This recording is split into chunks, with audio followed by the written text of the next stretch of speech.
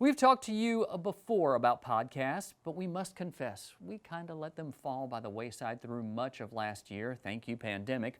One of the podcasts we did keep going through 2020 was the Grassroots Government podcast. This is where we break down the latest happenings at the state capitol as well as in Washington, D.C. And it's pretty clear that there has been a lot happening at the nation's capital over the past few months. So this week, we caught up with the Louisiana Farm Bureau Federation's National Affairs Coordinator to discuss some of the changes in D.C. and how they may affect Louisiana farmers.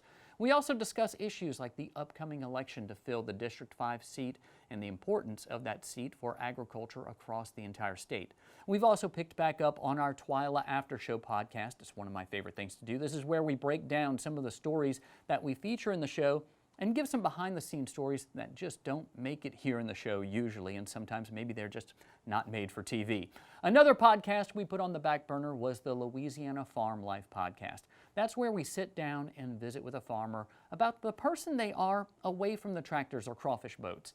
We're excited to say that break from these stories has come to an end. TWILA's Carl Wiggers traveled this week to visit with a farmer he knows pretty darn well. You can find each of these podcasts by going to twilatv.org and be sure to subscribe and share them with a friend.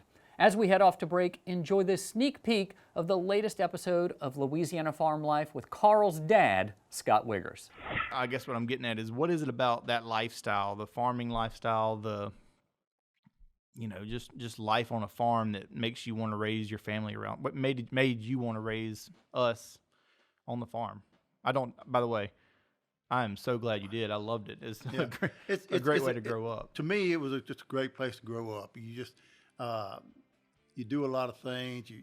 The things that we did, y'all didn't get to do as much as we did. It wasn't in my backyard. It wasn't in your backyard, so you couldn't ride a horse or a bicycle to the back there like I could. And my dad growing up, he was riding horses all back there and getting on the river and spending the whole day on the river, 2 days on the river, and he'd come back in. When he came back in, nobody worried about him. But there's still something special about being raised in the country, on the farm, around the entire family group, grandparents, aunts, uncles, all that stuff. It has its own challenges, but the